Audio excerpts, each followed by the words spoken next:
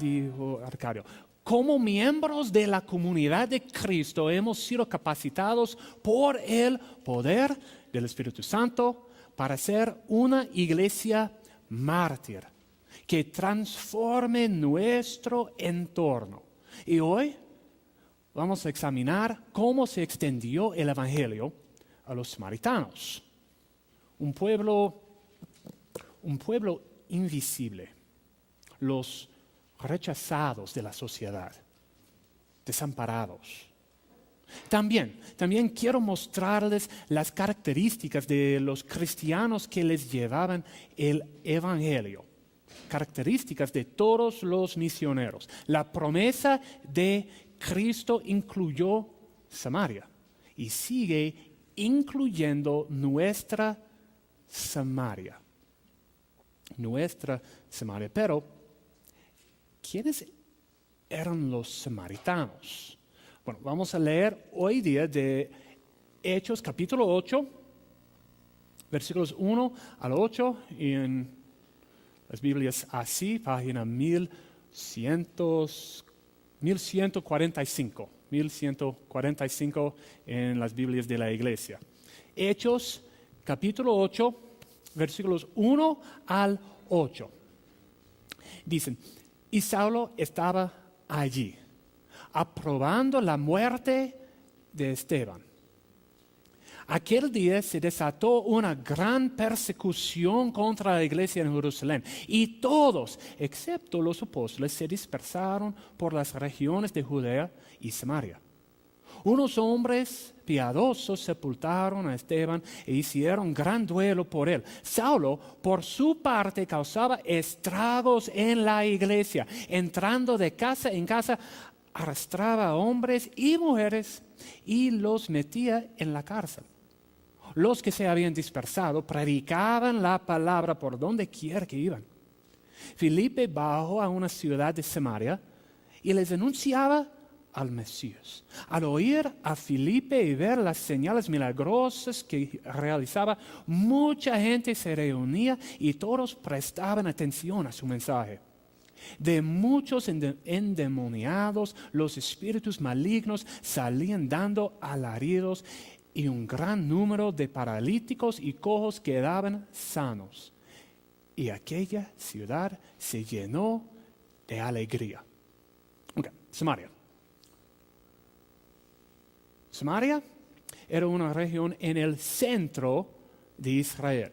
Centro de Israel poblada primeramente por los descendientes de los pobres. Los pobres que eran abandonados después de que el imperio asirio hubiera vencido a la nación de Israel del norte en el año 722 a.C. En la época de los apóstoles, Nuevo Testamento, los judíos, por lo general, los judíos odiaban a la gente de esta región, a los samaritanos, porque practicaban una versión corrupta del judaísmo. Segunda de Reyes 17 nos cuenta sobre la adoración de los dioses locales, una práctica que influía mucho el judaísmo de la área. Y todos, tantos judíos como los samaritanos, se sentían este rencor. Bueno, la parábola del buen samaritano fue muy impactante, porque ¿quién era el héroe de esta parábola?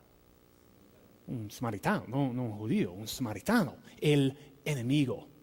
En Juan capítulo 4, la samaritana expresó su sorpresa cuando Jesús, un hombre, un judío, habló con ella. ¿Quién era de Samaria? También, Juan 8, 48, vemos cuando los judíos que eran enemigos de Jesús querían insultarlo, dijeron, no tenemos razón al decir que tú, Jesús, eres samaritano y que estás endemoniado. ¡Wow! Fuerte. fuerte.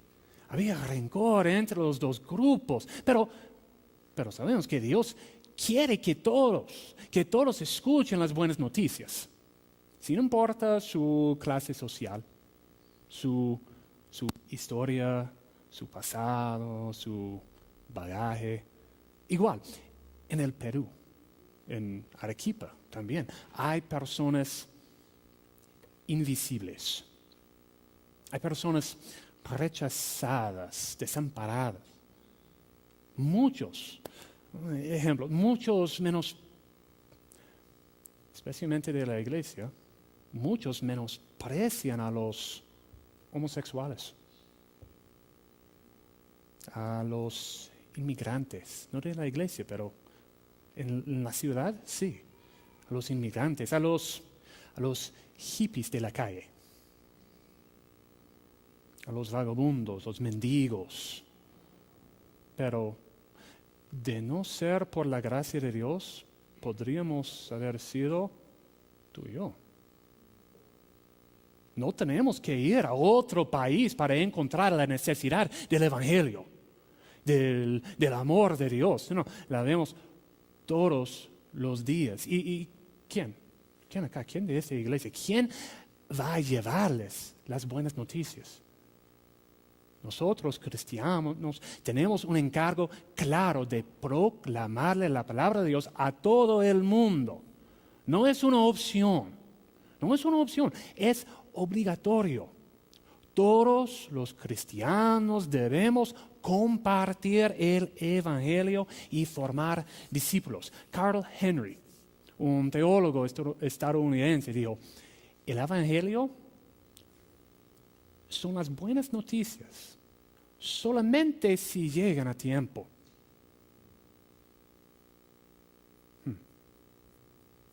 ¿Quién va a ir? ¿Cómo es? ¿Cómo es la persona que les lleva el Evangelio a los samaritanos de nuestra cultura? Aunque acá en Hechos capítulo 8 vemos en este pasaje una descripción de los obreros de Dios, de sus misioneros. El Señor busca gente de coraje, de compromiso, de compasión. Primero, el Señor busca obreros de coraje. Según los versículos 1 a 3, la iglesia de Jerusalén estaba sufriendo una gran persecución a manos de Saulo. El versículo 1 dice que Saulo, un fariseo lleno de celo por la integridad de la región judía, consideraba como algo bueno que la turba hubiera asesinado a Esteban, un diácono de la iglesia. Y el versículo 3 dice también que Saulo causaba estragos en la iglesia, tratándola vergonzosamente, arruinando las vidas de los miembros. Pablo mismo, en Gálatas 1:13, Pablo mismo dice que quería destruir la iglesia de Dios. Oposición fuerte, ¿no? Y frente a esta amenaza de muerte, ¿qué hizo la iglesia? Bueno, según los versículos acá, se escapó. Pero, y acá vemos el coraje, la valentía de los primeros cristianos. No se escaparon para esconderse, sino para proclamar el Evangelio en otros lugares. ¿Recuerdan la promesa del Señor? Hechos 1:8, serán testigos Jerusalén, Judea, Samaria y hasta los confines de la tierra. Dios cumplió su promesa, pero usó recursos inesperados, la persecución, ¿no? Ellos necesitaban coraje frente a esta amenaza. Y hoy día el diablo todavía quiere destruir la iglesia. Pero tenemos una promesa. El Señor busca personas con la valentía necesaria para llevar su evangelio. Nosotros no enfrentamos una oposición tan fuerte como en el día de Esteban, de Felipe, de los apóstoles, o como en China hoy día, otros países. Pero, sí, estoy de acuerdo. Puede ser difícil, intimidante, mantenernos fieles a la gran comisión. Pero tenemos la promesa de Cristo que las puertas del reino de la muerte no prevalecerán contra la iglesia. Y vemos en su palabra que Dios está buscando personas con este coraje para ser misioneros, embajadores de su reino, de su iglesia. Joven, ¿hay jóvenes acá ya? ¿Algunos jóvenes? Joven, pregunta, ¿tienes la fortaleza para decirles no a las expectativas del mundo? ¿A las demandas de la cultura? A veces a las presiones de la familia. ¿Estás listo a arruinar tu reputación social al ir a los marginados de nuestra sociedad? Dios los considera preciosa a todos, incluso a los menos preciados. Dices que quieres seguir a Cristo en todo, pero ¿reservas para ti el derecho de definir las metas de tu vida?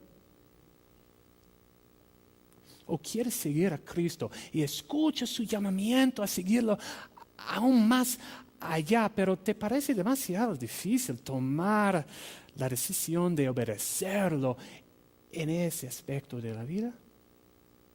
Cristo entiende.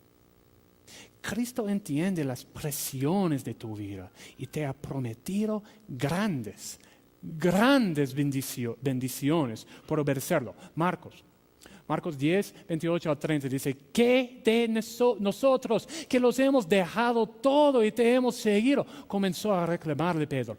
Les aseguro, respondió Jesús, que todo el que por mi causa y el área del evangelio haya dejado casa, hermanos, hermanas, madre, padre, hijos o terrenos, recibirá 100 veces más ahora en este tiempo, casas, hermanos, hermanas, madres, hijos, terrenos, aunque con persecuciones. Y en la edad venidera, la vida eterna. Iglesia, mi familia y yo somos testigos de la verdad de esta promesa. Hemos dejado atrás familia, casa, amigos, una carrera para venir acá. Y Dios nos ha provisto todo. Tenemos hogar, tenemos familia espiritual, tenemos amigos, tenemos propósito aquí en el Perú. Dios lo ha usado a ustedes, iglesia, para cumplir con su promesa. Gracias, iglesia, por su amor, por su amistad. Pero no solo los jóvenes, padres. Quizás Dios esté llamando a sus hijos a servirle en otro lugar o entre una gente de circunstancias difíciles. Los misioneros necesitan coraje, sí, y sus padres también. Ustedes, padres, necesitarán coraje para dejar a sus hijos en las manos de Dios. Padre, no ames a tus hijos tanto que ellos no puedan obedecer al Señor. ¿Es el Señor tu Dios o son tus hijos? ¿Confías en el Señor para darte la vida eterna, pero no para cuidar la vida de tus hijos ahora? Sí, es difícil. Es difícil ver a tu familia a la distancia. Pero es una bendición. Es una bendición saber que ellos están en manos de Dios. Ejemplo, mis padres, mis suegros, no han visto a sus nietos durante casi 2 años. 2 años. Les duele mucho.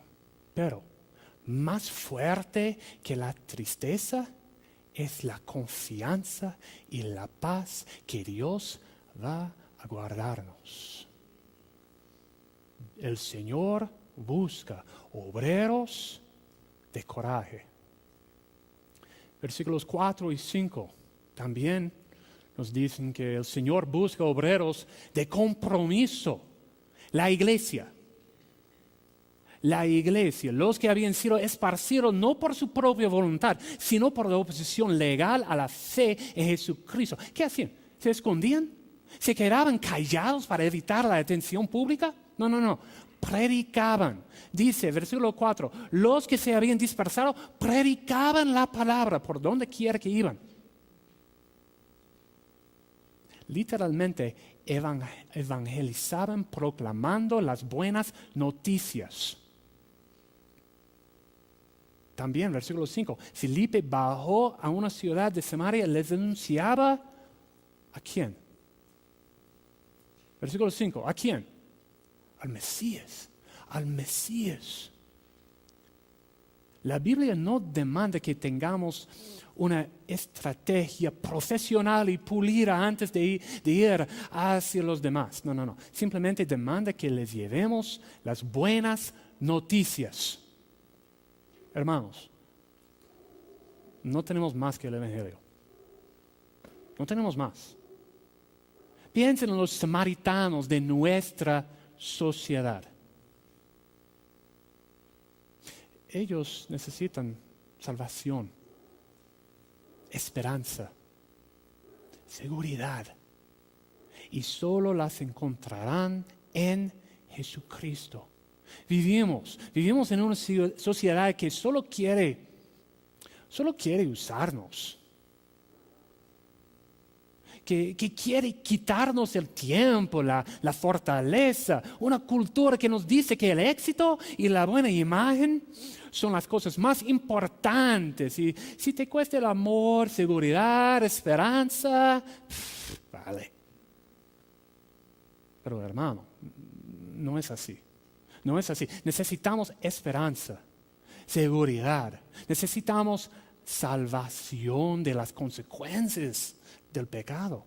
Necesitamos más que esta vida ofrece.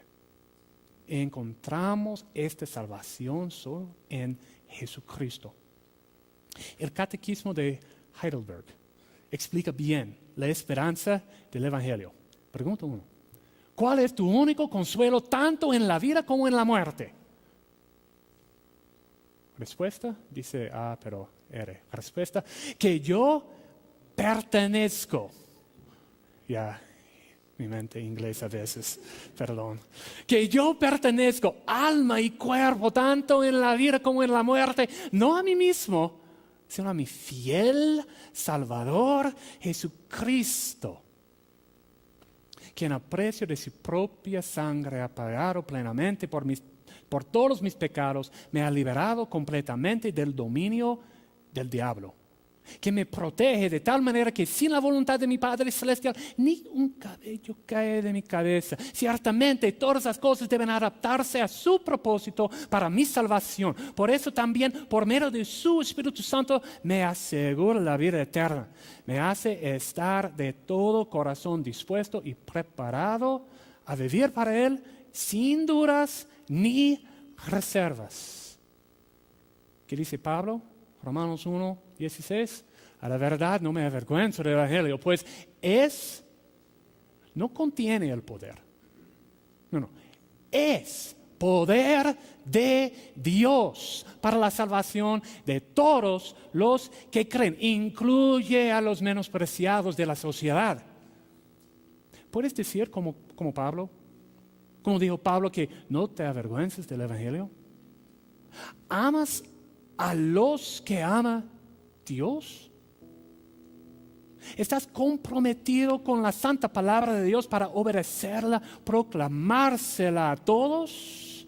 ¿Quieres tú obedecer a Dios y su gran comisión? ¿O basta con que los otros cristianos lo hagan?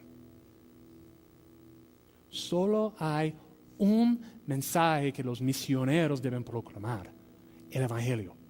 Las buenas noticias de la obra hecha por Jesucristo, revelada por la Biblia. Algunos de ustedes son capaces de ayudar de diferentes maneras. De ayudar de diferentes maneras a los rechazados de nuestra sociedad. Apoyo emocional, atención médica, asesoría financiera o empresarial, asistencia educativa. Son buenas cosas, gracias, son buenas cosas, son cosas necesarias, pero sin el Evangelio y un compromiso con ello, solamente son correcciones superficiales. Solo el Evangelio tiene el poder para la salvación eterna. Solo el Espíritu Santo puede cambiar por completo el corazón y el destino final. El Señor busca obreros de compromiso. Y número 3, compasión. Tercero, vemos en este pasaje la compasión de estos misioneros. Versículo 6. Al oír a Felipe ver las señales milagrosas que realizaba, mucha gente se reunía, todos presentaban atención a su mensaje. De muchos endemoniados, los espíritus malignos salían dando alaridos. Y un gran número de paralíticos, cojos, quedaban sanos. Bueno, había problemas en Samaria. Paralíticos, cojos, endemoniados. Bueno, es evidente que Felipe tenía un don especial del Espíritu Santo. Y creo que Dios usó los dones supernaturales, como los poderes milagrosos, del hablar en diversas lenguas, del sanar, etc., para darle autoridad a la proclamación del Evangelio, antes de que se hubieran escrito los libros del Nuevo Testamento. Y bueno, no vemos los dones ahora como antes, pero el uso de esos dones para ayudar a los necesitados nos enseña la importancia de mostrar compasión. La importancia de mostrar compasión. Primera de Juan. Así es. Primera de Juan 3, 17 a 18. Yo sé, la hoja dice Colosenses también, pero Primera de Juan 3. Un cambio ayer. Primera de Juan 3, 17 a 18 dice: si alguien que posee bienes materiales ve que su hermano está pasando necesidad y no tiene compasión de él, ¿cómo se puede decir que el amor de Dios habita en él? Queridos hijos, no amemos de palabra ni de labios para afuera, sino con hechos y de verdad. Los misioneros de Hechos 8 no podían ver a los demás sin querer ayudarles. Tenemos nosotros el mismo reto. Hay personas por todos lados que necesitan ayuda, tanto espiritual como física. Debemos usar las bendiciones que tenemos de Dios para mostrarles su compasión. No basta que los misioneros prediquen la palabra y nada más. La proclamación del Evangelio viene con obras de ayuda, de compasión. Santiago 2. Hermanos míos, ¿de qué le sirve a uno alegar que tiene fe si no tiene obras? ¿Acaso podrá salvarlo esa fe? Supongamos que un hermano o una hermana no tienen con qué vestirse y carecen de alimento diario, y uno de ustedes les dice: que le vaya bien, abríguense, coman hasta saciarse. Pero no les da lo necesario para el cuerpo. ¿De qué servirá eso? Así también la fe por sí sola, si no tiene obras, está muerta. Iglesia, el Señor busca a personas de coraje que quieren servirle, cueste lo que cueste. Busca personas de compromiso que se apeguen a la palabra de Dios, no desfiándose con los asuntos del mundo, sino manteniéndose firmes al mensaje de la cruz. Y busca personas de compasión, que amen a su prójimo como a sí mismos, compartiendo de las bendiciones, de los dones de Dios para ayudar. Hermano, tú puedes ser misionero. Quizás el Señor te esté llamando. En la oración le hemos pedido obreros. ¿Eres tú ese obrero? ¿Es tu hijo? ¿Tu nieto? ¿Ese obrero? Por eso hay dos aplicaciones de este sermón. Pasos concretos. Pídele a Dios el coraje, el compromiso y la compasión para ser misionero. Mi oración es que Dios ahorita esté llamando a alguien de esta iglesia a ser misionero.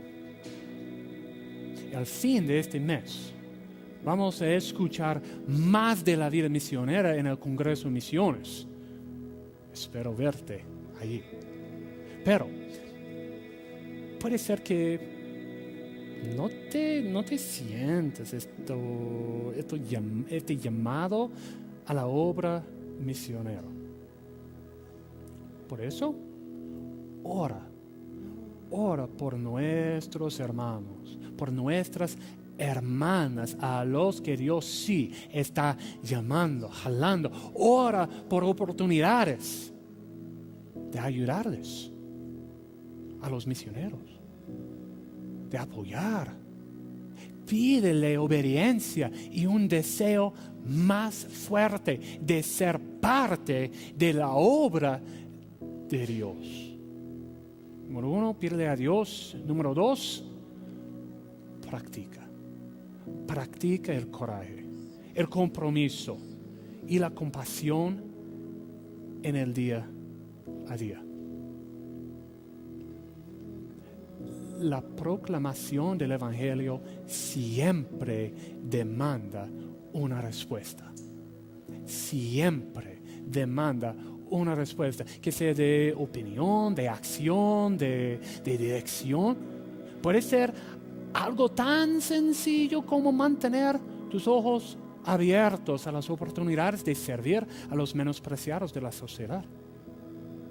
Tu obediencia puede cambiar una vida.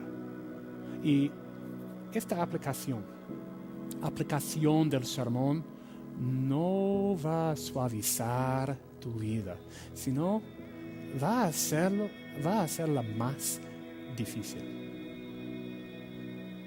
Dios va a ponerte en situaciones incómodas, donde hay personas que necesitarán escuchar el Evangelio.